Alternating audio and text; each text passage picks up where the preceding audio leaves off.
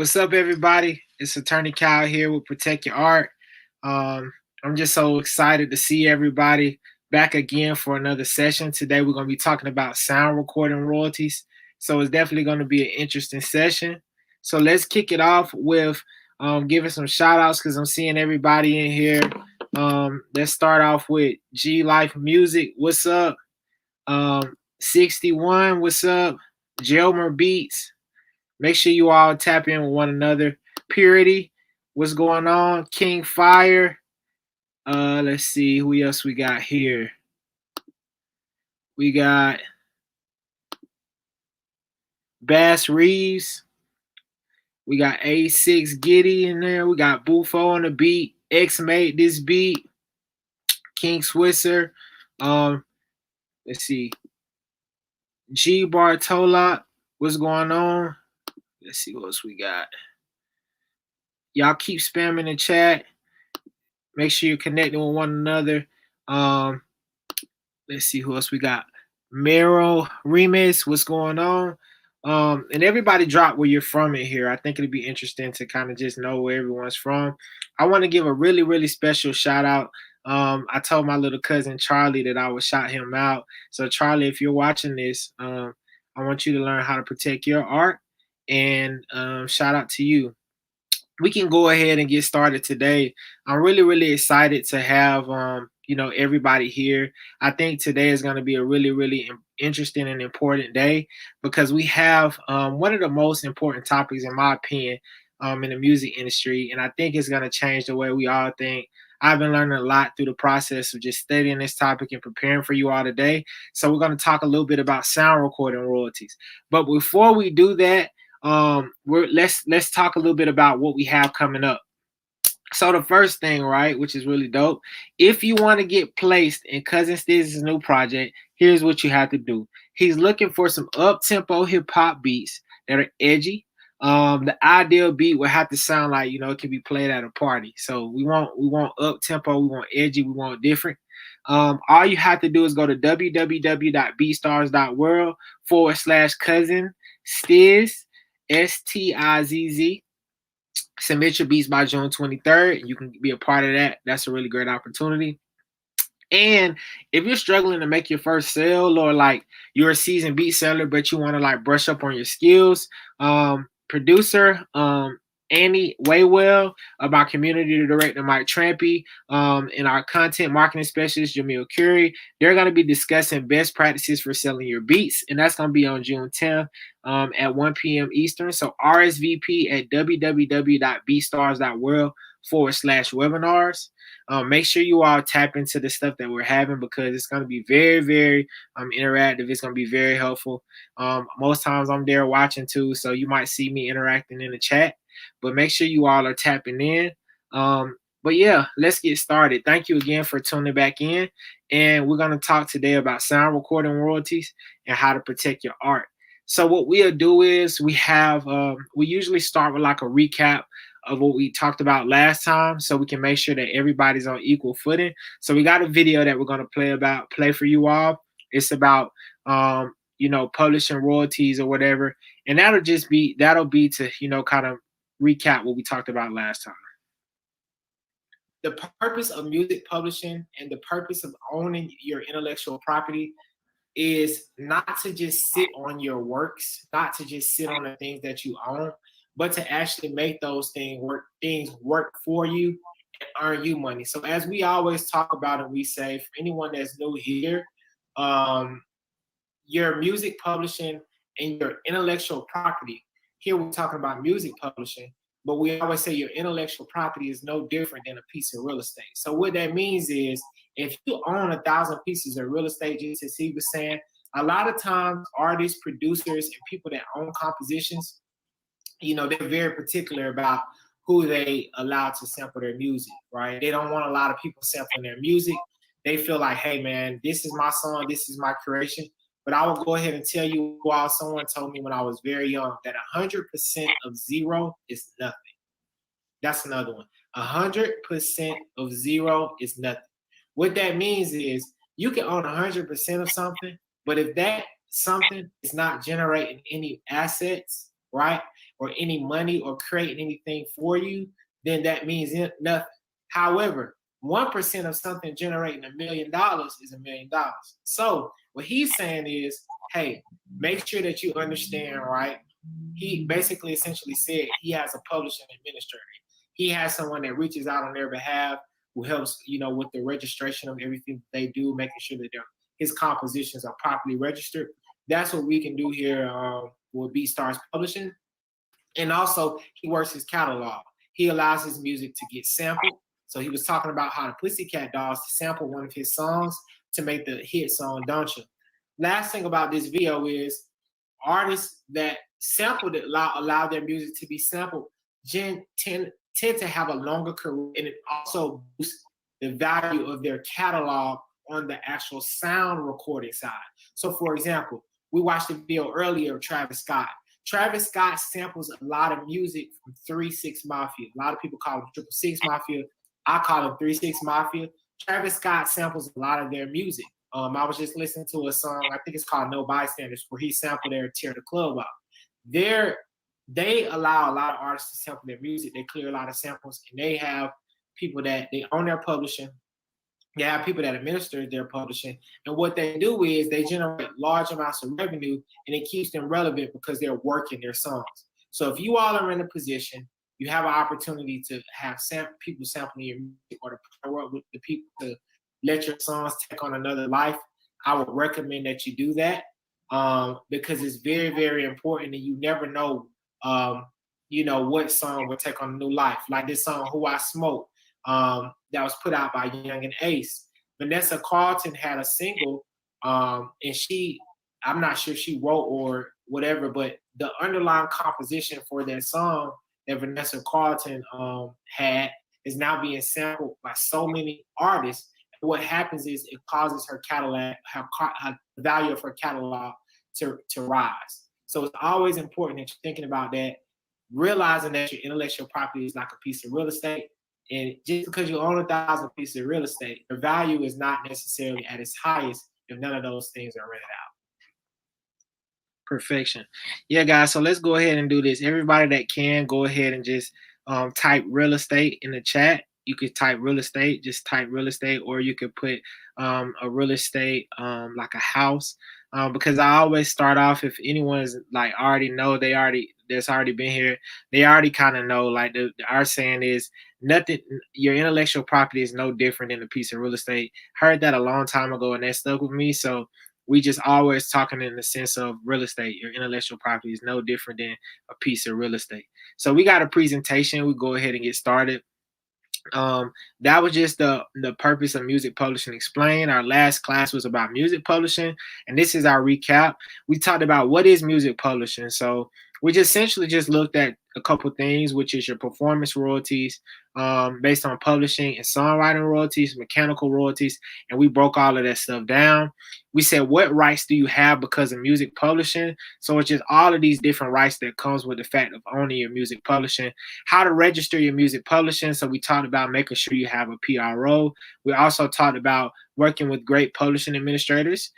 Shameless plugs such as BeatStars Publishing, how to monetize your music publishing. Essentially, that's getting it as many places as possible and making sure that you're able to, collect and do the things. And the power of music publishing, essentially your catalog, like we talked about, you want to make sure you're working your catalog. You want to make sure you treat your catalog like real estate. So trying to get your stuff synced in movies, working with other producers, working with other artists, and doing different things to make sure that your catalog is actually getting out there. It's generating revenue, and it's providing you with something that you can reinvest into yourself. What I will say is, if you all have questions, please feel free to stop me. Drop your questions in the chat, and I'll answer them as they pop up. We can go to our next slide. So sound recording royalties. Just a little bit about this video. We're not going to show it. I just want to kind of talk to you a little bit about the video. Essentially, what's happening now is there's a digital revolution going on with sound recording royalties. We always have these talks amongst ourselves, and I always talk to other producers and artists and try to figure out, like, what do they think about, streaming? What do they think about, streaming on like Twitch and just different things and different ways to, make revenue.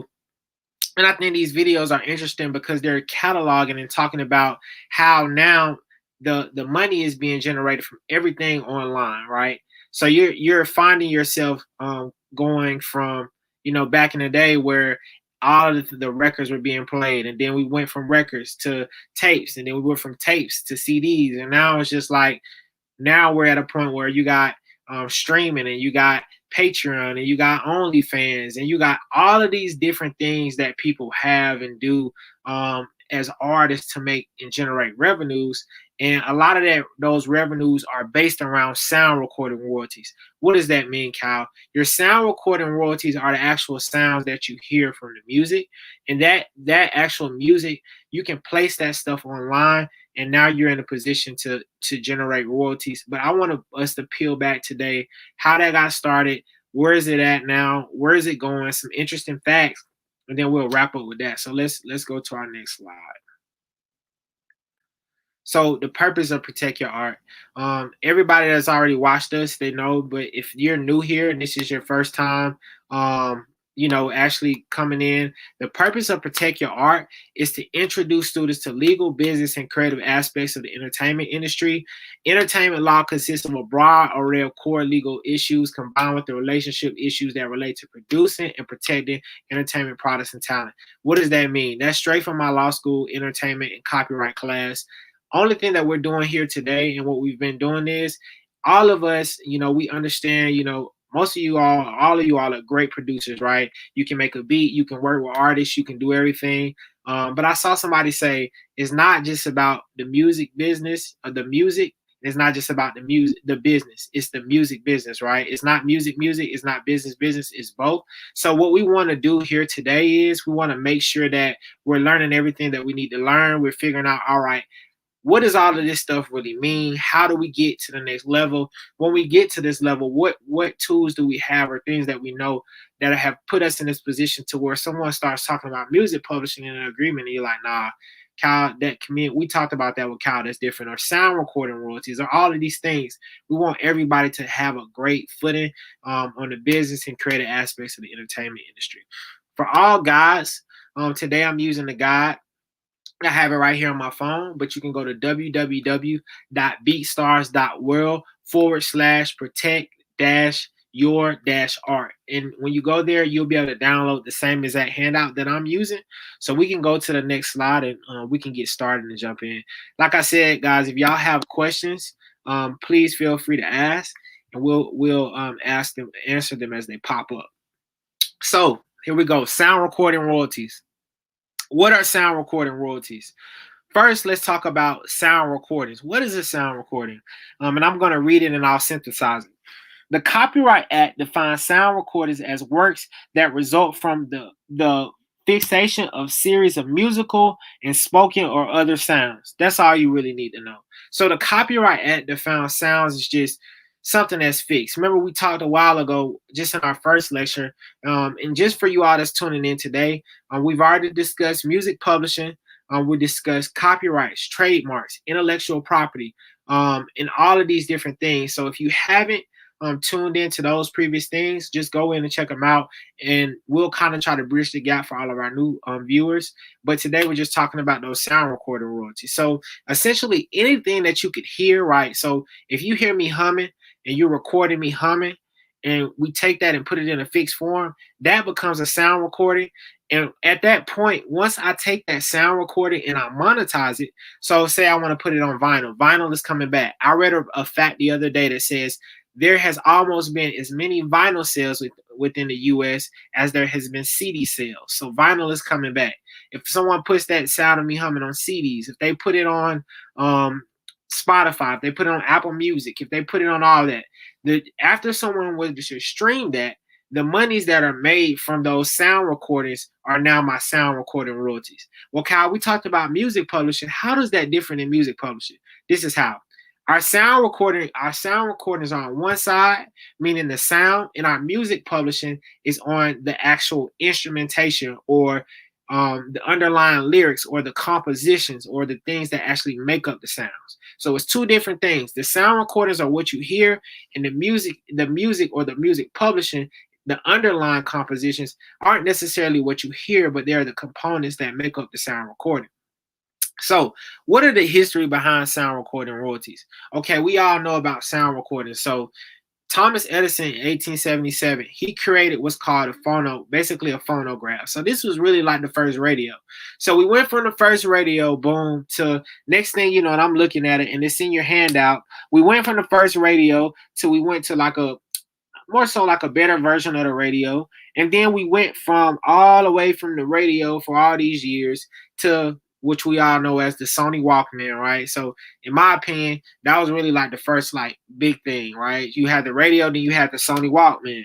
Then you went from the Sony Walkman to fast forward. Now you at this place in like the 2000s where you got the iPod, right? So then once you get the iPod, now you're moving everything along, and piracy is going larger and larger and larger because people are wanting to download as much as they can. So that's past the CD. Now you have um, the iPod, and then you get to a point where it's like, all right, now we have the iPhone or the Android, and now people are listening to all of this music on their phones. So then once we get past that portion, now the creation of that has created streaming, and from that, um, most music is being consumed via streaming. What's streaming? Your sound recording royalties. Of course, we know your Spotify, your Apple Music, your Tidal, all of these different places where your sound recording royalties are being placed. So that's essentially how we get that done and what we're looking at. So now when we think about the history behind sound recording royalties, I was just watching something today and it was talking about for producers and for artists, there's always this battle with sound recordings that says like, are producers getting paid enough? Are artists getting paid enough? And why is the streaming royalty rate so low? So I think that that's something that we should talk about here today. Why is the streaming royalty rate so low? Essentially, what's happening is when you distribute your music and you put your music out on all of these platforms, the platforms, which are really technology platforms, they created essentially a new way to bring back the music industry. What does that mean, Kyle? When there was a lot of piracy and a lot of different things going on, people weren't buying music at all, right? Everybody was stealing music on Napster. Back in my day, I'm only 26 years old, so it's not really back in my day. But most of my friends, and I'm not snitching, right? But most of my friends and everybody that I knew were using what's called LimeWire. I don't know if y'all ever heard of LimeWire. If you've heard of LimeWire, you can hashtag LimeWire. But most people were using LimeWire. So everybody was at this point was getting music for free. So all of these sound recordings that these artists spent millions of dollars making, everybody, you must be from Atlanta, bro, because we say yes, sir. All of these sound recordings that artists were making and spending millions and millions and billions of dollars making shooting videos were falling on deaf ears because it's like, I'm not finna go purchase this CD when I can get it from LimeWire for free. So at that point, the value of sound recording royalties in the music industry as a whole, it went down. It went down very, very, very, very low. And now what we're seeing is within the 2000s, we're seeing this gap, of artists, and the sales are starting to decline. It goes from artists like Eminem having million first week sales, and now it's just like it's floating and it's teetering around, and the sales are just tailing off. So what you see now is the music industry had to figure out a way to encourage people to purchase and encourage people to buy and encourage people to be more invested in the industry. So what you see is a revolution of tech companies, one of which being Spotify, which created a new way for people to listen to music. So essentially, they took everything that was happening on these sites like LimeWire, on these sites like Napster, on all of these different sites, bottled it up and created what's called a subscription-based service. And that subscription-based service now allowed people to have access to 50 to 100 to 75 million different songs within a click of a button for a small fee. So at that point, what's happening is, in order for artists to get paid, the ratio of, let's say there's a 10 billion streams, depending on what your amount of streams you have, all of the ad revenue and the subscriptions are divided up based upon who has the most streams, and then artists are paid. But what happens is, because that rate is lower, it might be a tenth of a penny. A lot of times artists can say, man, I got 1 million streams, but what does that really equate to? Or I got 10 million streams, or what does that really equate to? However, now what's happening, yes, Napster, LimeWire, I even remember BearShare. What's happening now is there's a revolution of people figuring out, well, for artists and producers in particularly, there's competition amongst all of the different platforms that have, which we call DSPs. All of these different platforms are competing to bring people there and to make sure that artists want to put their music there. What do you mean, Kyle? So they want to give you higher quality sound, right? They want to give you they want to add video, they want to add all these different things. And what that's doing is creating competition. So now artists are going to be in a position, producers are going to be in a position to where they control the lion's share of the power, and that's going to influence producers and artists to make sure that they're getting more of the pie. I will say this before we move on to how to monetize your sound recording royalties. It is more important now, if you're hearing anything that I'm saying, to treat your art and to treat your music like real estate, because with all of this technology, what it has done is it has leveled the playing field to where artists can take their sound recording royalties and they can monetize them, and they can actually generate and make a living. That's going to definitely get easier. That's definitely going to be something that's going to improve in the future. But while the leverage is on the side of the producer and the artist, it's a great time to be independent. We have a question here from Bufo. Is uploading a beat to any kind of DSP valid as a protective measure? Meaning that a traceable digital timestamp would be created to prove some sort of ownership if necessary. But would something like that hold up in a lawsuit? That is a great question. So what we're looking at here is essentially he's asking a twofold question. When he's talking about valid protective measure, essentially he's talking about, is this going to be basically for a court enough information for them to determine whether or not you were the first person to put your beat up there, and could you use this information to protect your art? So like we talked about in our previous sessions, the most important thing that we realize is the copyright law was changed. So you have a copyright as soon as you record that. Like we talked about me humming and someone recording it, you have a copyright as soon as that happens. However, in order to enforce that copyright, you have to file something to make sure that the court or the world is put on notice. Because if not, if you don't file for that copyright registration, you won't have access to the courts at that point. And that also prevents you from getting those statutory damages, which are up to $150,000, and also getting those attorney's fees. So it's always important that when you're creating your music, of course, you can't protect every single thing, because like we always talk about, that may be expensive, right? But the things that you're actually distributing out there and putting in the world, like if you want to send a 5-pack out to your favorite artist or your favorite producer, or if you create 5 like really, really dope beats that you like, these are the ones that's going to take me to the next level. You want to protect those, you want to copyright those, because if they were ripped off, now you can use that stuff to show like, this is my ownership. The second thing about his question, which is really, really great, is when you're looking in the court, when they're looking for copyright infringement, they're looking to see if the person who's created, the infringing work. So like if you created it first, the second person that's creating something based off your work, that's the infringing work. They're looking to see if they had access. That's one of the elements. Did you have potential access to the work that was created before you? So, Bufo, as a protective measure, I would say distributing your music is a great thing to do, because if you distribute it and put it out all over the place, that's going to prove your case, or your lawyer that's arguing for you, to say, hey, man, this was put out on BeatStars Marketplace.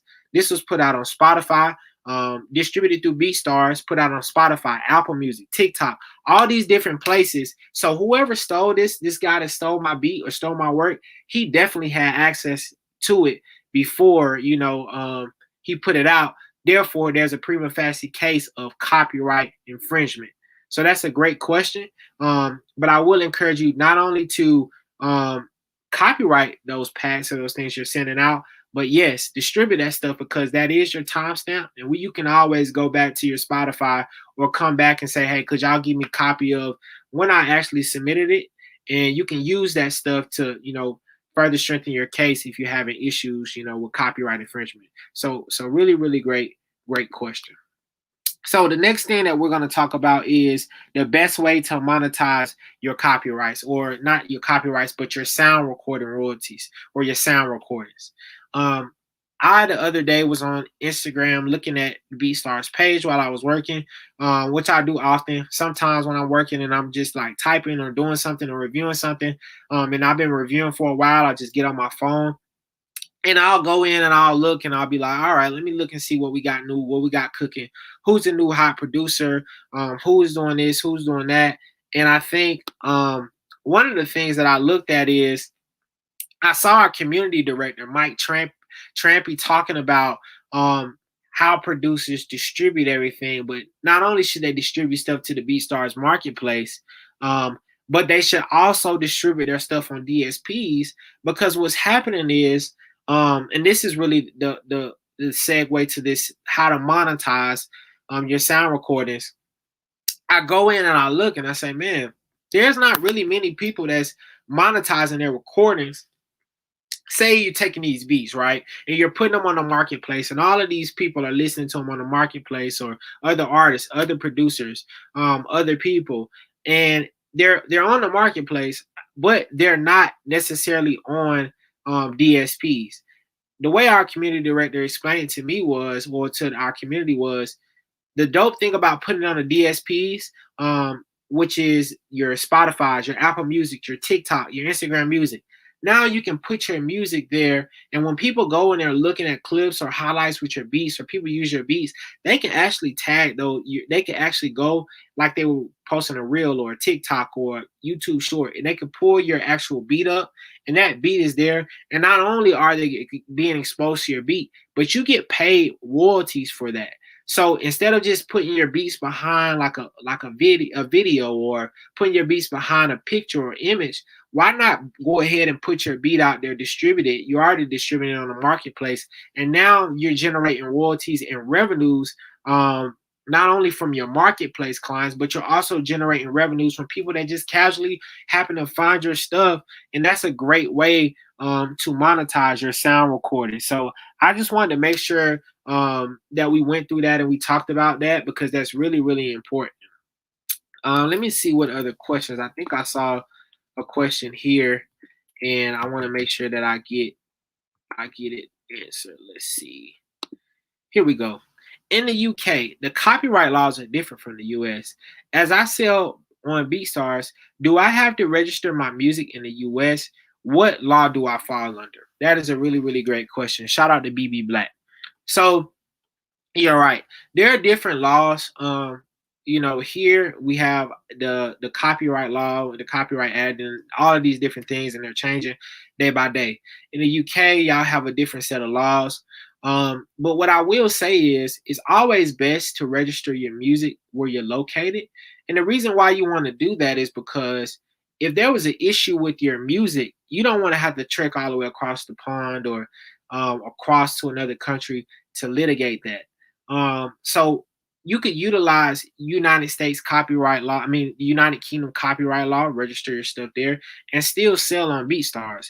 You're just protected in your country, and you're putting yourself in a position to have your home forum as a United Kingdom. However, you also are able, if you're doing the majority of your business in the US and you're back and forth and you want to potentially move to the US, you can also register your copyrights within the US. One of the cool things about the United States copyright laws is there are so many treaties that are out there between the United States and countries. I mean, I had a question the other day in the office hours, and one of the things that we talked about was, there was a gentleman, I believe he was in Africa, and he was asking me a question about his music being played in the United States or something. And I was telling him, one of the dope things that we have in the United States is we have all of these different treaties. Same things with music publishing and performance rights organizations.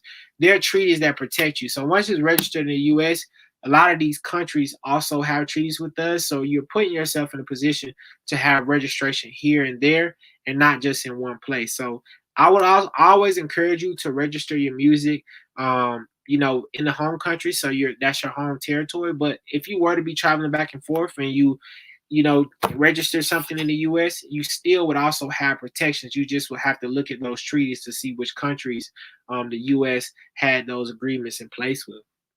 So that's a really really great question. Um, the next question that we have here on our sound recording royalties is, what are your typical payments for sound recording royalties? So the thing that I always look at, and I'm a stickler. If you go on Google, you there are a lot of sound recording like royalty calculation things, and sometimes I go to my favorite artist page. Like one of my favorite artists right now is The Weeknd. Like I love him. Um, I'm loving that Lil Baby and Lil Durk voice of the heroes. I'm loving Thundercat. Like I'm weird. Like I'm loving everything that's going on right now. But a lot of times what I do is I go to Spotify and I say, okay, how many streams are there on these particular albums? There's also this thing called Hits Daily Double, so it actually calculates the revenues. But how many streams are there on these particular albums? And then I put their information into the system, and you're welcome, man. And what I do is I just do the calculations to see, how much money is being paid out. So what I've understood is typically with Spotify, for every million streams, you generally make about $4,500. With Apple Music, it's 6,000. Titles a little bit more. YouTube's a little bit less. I want to say it's like 12 to 1,400, but that really depends and varies on ads. So the best thing that we could do to make sure that the best thing that we can do to make sure that we're maximizing our income and our royalties and getting out the best payouts possible is to put your music as many places as you can, right? Put your music on Spotify, put it on YouTube, put it on Apple Music, put it on all of these different places and make sure that you're monetizing it. But just be aware of certain sites. I like a lot of artists, man, they post their Apple Music link because they like, man, Apple Music's paying out $6,000 per million. So a lot of people, when they're looking at their fan base and they're looking at where all of their streams are coming from, they're saying, okay, most of my streams are coming from Apple Music. That's the link that I'm going to promote. And that they have a higher payout. But if you look at your thing and you say, man, most of my streams are coming from Spotify, most of my streams are coming from YouTube, you really want to focus in on those things because that's where you'll generate a lot of your revenues. If you take a look at your handout, we have like a handout which kind of talks about the way that these different royalties are paid out. So, like I said, the music platforms that pay the best, starting with the lowest, you have YouTube. They pay about 0.00074 cents per stream, which is the lowest. Next, you have Pandora. Then you have Spotify. Then you have Google. Then you have Deezer. Then you have Amazon. Then you have Apple Music. Then you have Tidal, Rhapsody, and then believe it or not, the highest paid thing is Xbox Music. So for any of you people out there that are big gamers, um, I would definitely encourage you all to make sure that you use Xbox Music because they pay pretty good. Jason Nichols, how do I put it on Apple iTunes? If I understand your question correctly, I think the best way to do it, you always looking at distribution. So you're looking for distribution.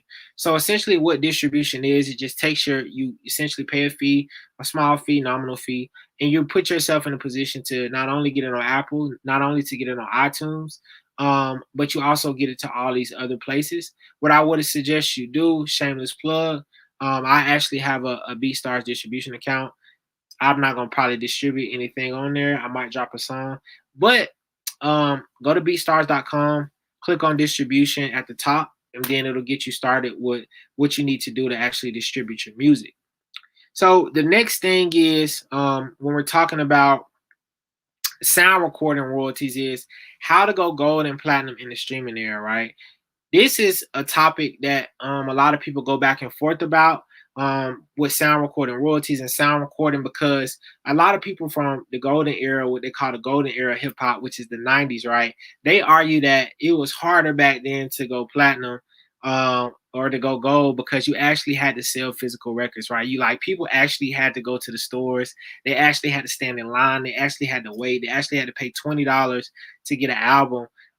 So back then, to go gold, we all know it's 500,000 copies to go gold.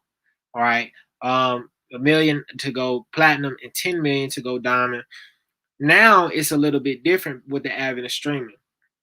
So for one stream of one song to count as one single sale, that is 150 streams for one song, right? So if you have your song out there on Spotify, you have it out there on Apple Music, in order for it to be counted, right, you have to make sure that you get 150, and then all of this information is in the handout. That'll be at www.beatsstars.world/protect-your-art, right? I hope I got that right. So if you go in and you get 150 streams, that equals one sale. I hope everyone kind of is already aware of that. Also, if you go in and you get 1,500 streams, that equals one album sale. So back in the day where it took one actual sale to count, now you need 150 streams for a song to get one sale, and for one album sale you need 1,500 streams. So what we're doing is, 1,500 song streams now equal one album sale. 500,000 album sales equal one gold album. Therefore, you need 750 million streams to equal a gold album, right? So, for your favorite artists, let's drop in some of our favorite artists in the chat. When you're looking at some of your favorite artists and you're looking at those first week sales, when you see an artist and they got 750 million streams, that means their album has gone gold.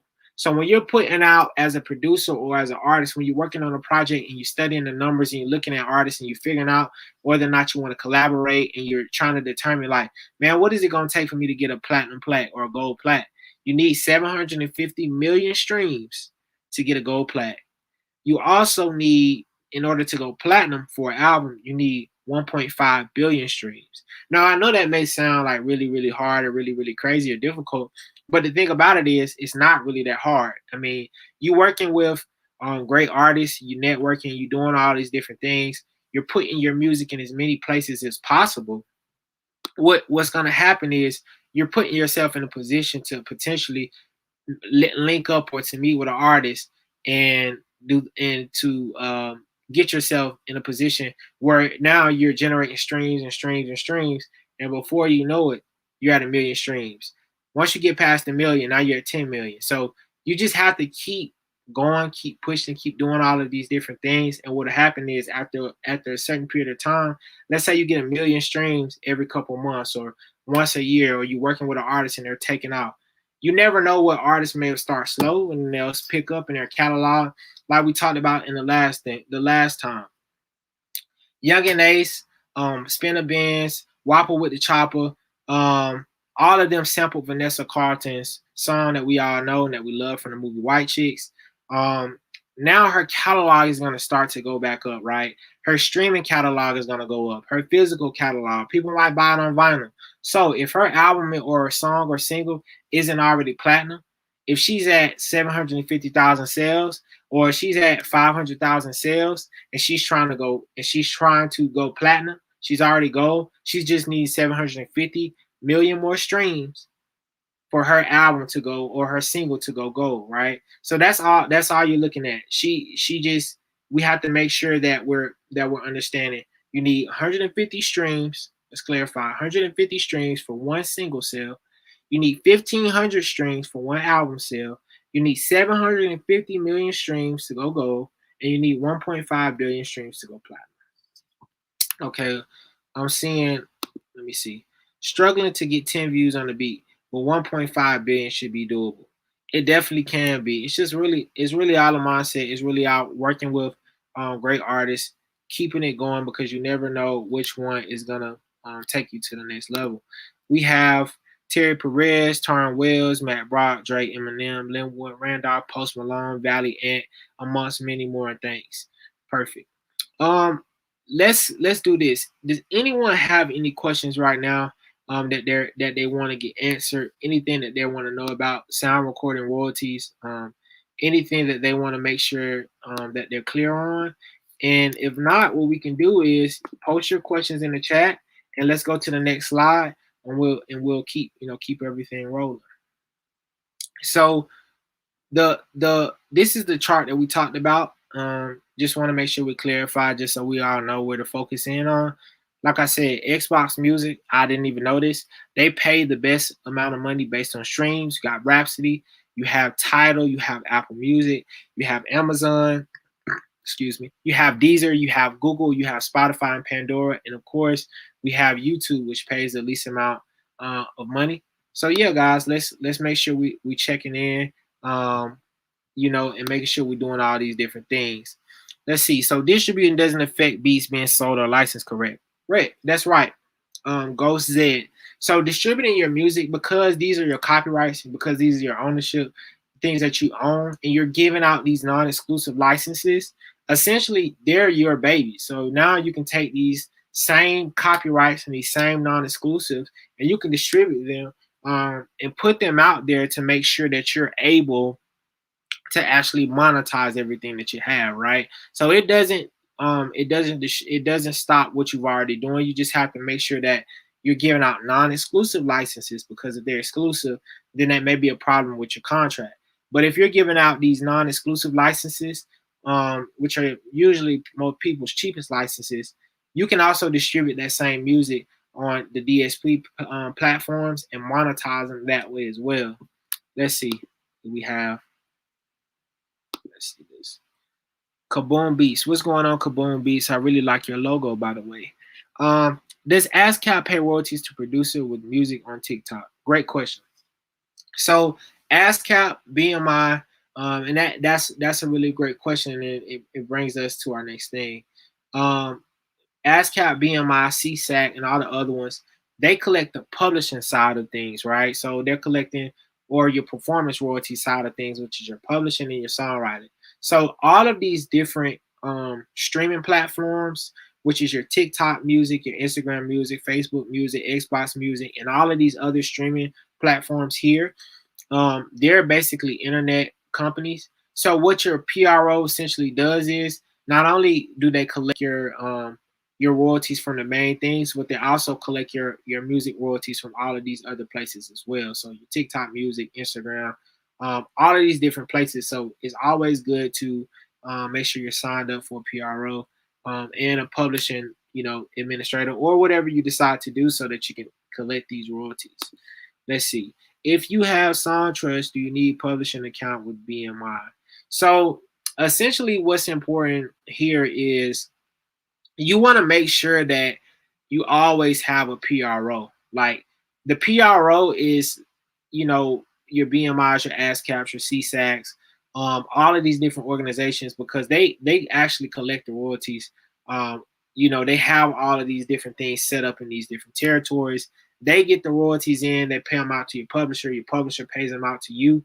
So it's really important that you have your account set up with either BMI, ASCAP. There's a new one which is free. It's called Alltrack. That's ALLTRACK, and they collect your publishing and your songwriter royalties. So you just want to make sure that you're doing all of these different things, right?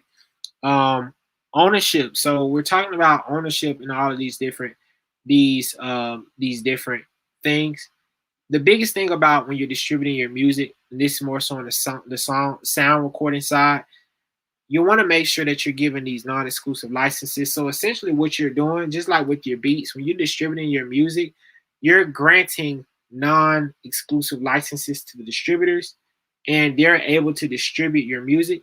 So you're still in ownership of your rights, right? You're still essentially in ownership of your rights. And like we always close out with when we're talking about these different things, is there's a lot of conversation here about masters, right? Like, I own my masters. If hashtag masters, if you heard like this, hashtag masters in the chat. If you heard like, oh, you see videos, you see people saying like, I own my masters, like, I own my masters.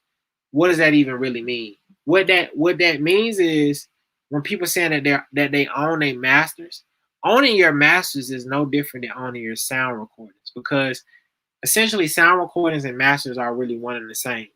What does that mean? When you make a song, you automatically own, the sound recording, which is the master, and you own the underlying composition, which is the publisher. So what's happening at that point is most times people, you naturally keep your publishing unless you just sign a bad thing that wraps everything up. But what's always at odds is the master part, or the part that the record label wants, or the part that whoever's trying to sign you wants. So as long as you're making sure that you make sure you maintain ownership, or you're licensing these sound recordings or masters out, you can say, I own my masters, right? That's your master. Your sound recording, what we're talking about here today, is your master. So the master is very, very important. But like I saw Jim Jones saying in the video, and it's very, very true. A lot of times people saying they own their masters, but what are they doing with them? So that's why I always encourage, producers to say, hey, if you're owning your masters, make sure you put your masters everywhere, as many places as possible. We talk about this with real estate as well. It's just like, what is a piece of real estate if you're not monetizing the parking garage and having cars parked there? You don't have all the floors rented out. You didn't put a restaurant in the bottom floor. You didn't put a helicopter pad on top so helicopters can land. You didn't build a place where airplanes can park. So it's just with these masters, they really mean nothing if you don't understand the value of them. So you're not just giving them away or signing them away, and you're not necessarily monetizing them properly. So your sound recordings and your masters are one and the same, but you want to make sure that you always realize, as long as you're owning your masters, you're giving out these non-exclusive licenses, and what that does is it allows you to use them, like we talked about, on the marketplace, to distribute to your DSPs, which is Apple Music, Spotify, Google, YouTube, Pandora, all these different places, and you can put your music out there for syncs and do different things like that. So that's really important. What if you're with a publishing company? Um, that's a great question. Could you kind of clarify for me, Machine Smith? I think I know what you're talking about, but I don't want to get it wrong. You're asking, what if you're with a publishing company? I'm thinking you're referring, because if you don't own your copyright, what do you have? Let's see what he says. Let's see, because if you don't own your copyright, what right do you have to the masters if someone exploits your masters? Great question, Legendary the Poet. He's actually one of my favorite artists right now. I always see him on Instagram going live. So you all can check him out. He's a great example of what we're talking about with monetization. So if you don't own your copyright, you necessarily don't really have a right to the masters, because you're basically transferred over your ownership. So essentially, if you sign a record deal today to transfer over the rights to your masters, then it's not even your job at that point to enforce the copyright if someone exploits it. That job is basically the job of the person who's purchased the master. So you can't even really get upset and exploit it unless you own your publishing, and that's a whole nother thing. You'll be able to enforce that side, but the master side would be for the person that owns the master or purchased the master, or the person you assign the master or the sound recording to. So it's always important to make sure, like we talk about, you understand the value of your intellectual property. You're making sure it's in a fixed form, and you're registering it, because once you register it, you're able to exploit, and you're also able to enforce your rights of your master or your sound recorders if someone were to exploit it. How do we go about owning our masters officially? Is there an agreement we need to sign to get notarized? So this is how you go about it, right? The best way to prove that you have ownership of your sound recordings or ownership of your masters is filing a copyright. If you make a beat or you make a song, you already own that thing once it's in a fixed form. But officially, to own your masters, when you go in and you file a copyright, what you're doing is there's a form that allows you to file a copyright, and you're now in control of the sound recording portion of it and the underlying composition portion, and you can register that all within one. You can actually go on a form and fill out up to 10 spaces with different songs or beats or whatever, and you can own the sound recording and you can own the underlying composition.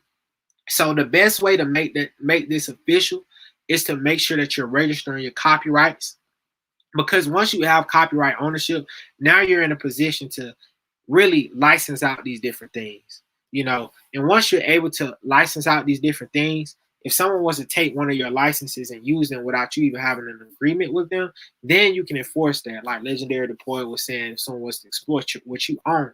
However, if you don't file a copyright, you don't officially own your masters. You own them, but you don't officially own them because you can't really, enforce the right of someone that's exploiting it, if that makes sense. So the best way to officially own your masters is to actually go in, get you a copyright, and to make sure that you're owning not only just the sound recording side, but also you're owning the underlying composition. I hope that really helped. And another thing that we can talk about before we end is we have a partnership with Cosign. They're a really, really great company, have a really great founder. And one of the things that they do is they make your copyright ownership easy. So you just go to their website. We have a code. I want to say if you go to cosign.com, like /BeatStars, or just type BeatStars, like Cosign, in Google, they make all this easy for you, and it puts you in a position to officially have copyright ownership and to own your masters, right? Um, we have another question from Bufo. Theoretically speaking, what happens if we register our beats with PROs after distributing them to DSPs? Not as a protective measure, but to collect more royalties. Do folks do this? Could this create some sort of conflict later down the road if an artist releases a song with that beat, or would they both be completely separate? Sorry if it was a dumb question. No, it's not. That's a really, really great question. And what I will always advise artists, producers, owners of copyrights or compositions to do is just when you're doing one, make sure you're doing the other. So when I'm working with people and mentoring people and consulting with people and talking to people, I always encourage them to block off enough time to do both. So for example, today is what's the date? Today's date. Today is Wednesday the 9th. So say I want to put out a project on the DSPs and I wanted to drop on the 21st. So probably you want to give yourself two weeks. And one of the cool things now what Spotify is doing it, the Spotify playlist, you got to give them 2 weeks, 2 to 3 weeks to make sure that you can try to get on these playlists. So what I always encourage producers and artists to do is register these things at the same time. So like, okay, if it's 8 o'clock at night and you're finna put your stuff out on BeatStars distribution and you're going in and you're submitting all your stuff, go ahead, go in, submit and distribute all of your music, right?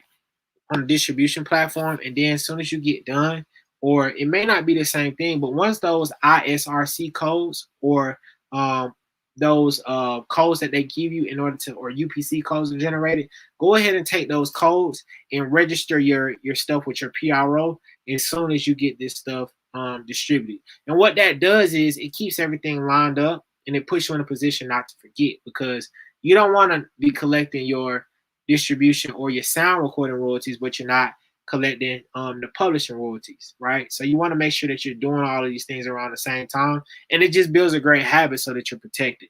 I know there are some people that do, distribute because they're trying to get something out immediately and quit. So it's not necessarily improper, but just a better way to do it is, like protective, like you're talking about protective measures, is to go in and just block off some time, sit down and just say, look, I'm gonna do both of them, at the same time. So I really, really hope that helped. We can go to our next slide too. We talked about this. Let's just always remember you need 150 songs, streams for one album sale. You need 1,500 streams to equal one album sale, 150 for a single sale. And you need 750 streams to go gold. I'm challenging one of you all before the end of the year to get that placement, to get that, to drop that single, to drop anything you can. One of you all will become one very successful, and y'all will hit this target, and then we'll all go up from there. So I'm challenging you all. You all can do it, and you all will make sure that you knock this out. King Switzer, retype your question in, and we'll make sure we get an answer for you. But yeah, we can go to our next slide. So future topics. So we just talked about sound recording royalties. The next thing that we're going to talk about, which is going to be pretty cool, is the most important agreements you should understand, right? Like All right, now we understand, like, we all have a great footing now because we understand sound recordings, we understand publishing, we understand our intellectual property, we understand copyrights, we understand trademarks. But how does that all even play out? We even understand our licenses a little bit, like on BeatStars. But how does that all play out, and what does that look like in a licensing agreement? What does that look like in a record contract? What does that look like in a publishing agreement? What does that look like even in a non-exclusive license or exclusive license? The next time we talk, we're gonna dive into that and kind of go through and just figure out what do these agreements mean, what are these the type of agreements, and how do we just make sure that we know what we're signing and what we're doing to be successful. The next topic is the most important terms that you should include in agreements, and also some of the terms you should look out for. So things like work for hire, control compositions, auditing, just all of these different random things that are really important to make sure that we all understand. And while they may be a little different or abstract now, if they ever pop up in the future, you'll be like, man, I remember that from somewhere. You'll go back and you'll see, oh, I remember we talked about work for hire or control compositions. Shout out to our marketing and social media team. We've been kind of talking about control composition, so be on the lookout for that on our socials. The next thing is record labels and music publishers. Like, everybody's talking about record labels now, music publishers, all of these different things, but what are their roles? Like, what do they do? How are they started? How are they formatted? What's their current state? Like, we talked about the development of streaming versus development of the phonograph versus the Sony Walkman. And where do music publishers and record labels stand in the industry that has allowed artists to be successful independently? What's their role? Where are they still contributing? So that's something that we will talk about. Lawyers, managers, agents in the music industry, super, super important. I'm a lawyer here. Like, we have pretty sure we have managers tuning in, agents tuning in. What are their roles? What are the percentages that they take? Just some of these things that you may not even have answers to, or you may not even know. So when you're getting into these deals or you're doing certain things, you know what the role of your lawyer is, the role of your manager is, the role of your business manager, the role of an agent, and some of the percentages which are industry standard that they take. So you're not putting yourself in a position to where you're like, man, this lawyer's taking 95% of everything I make. We don't want that going on. So we want to make sure that we putting everybody on the same footing with that. And then the last thing is protecting my intellectual property. That's just going to be a wrap up of everything that we've done. And we're going to just make sure that everybody's on the equal footing. The last thing that I will say is, I know we had a lot of comments like, man, 1.5 billion or 750 million or this. Man, it only takes one, right? It only takes one of you all to go out to network with that right artist. A lot of labels passed on Juice WRLD. A lot of labels passed on Lil Uzi Vert. A lot of labels passed on so many artists. I was watching something today and it was talking about how so many labels passed on Eminem, right? They didn't believe in him, or so many different people passed on, a lot of the greatest producers. And people passed on 21 Savage, which means they kind of passed on Metro Boomin in a sense. So it's just like there's so much going on, right? But if you work hard and you keep building, you keep strengthening, sharpening your tools, learning as much as you can, taking all of these different BeatStars live series, man, I'm an attorney and I watch all of them because I want to make sure I'm learning. So just keep constantly learning, constantly building, like you're doing right now, interacting with one another. Make sure you lock in with me. We're definitely gonna get to that platinum, and I hope it's one of you all, so I can be like, yeah, they were in, protect your art. We can go to our last slide. Um, yeah, so our last slide here is, if you have any questions, make sure you follow me at Attorney Cal. Hit me up in the DMs on Fridays from 12 to 2. I generally jump on, answer any questions that people may have, and then we go from there. So I appreciate you all for tuning in, learning about sound recording royalties, learning and locking in with me. Make sure you reach out. Don't be afraid to ask questions. Don't be afraid to hit me in the DMs. I'm there for you all. I want y'all to feel like y'all have attorney at your access. And we want to make sure the BeatStars community that we put in our best foot forward to educate and bring everybody to a certain level. So thank you all for tuning in, and I will see y'all soon. Peace.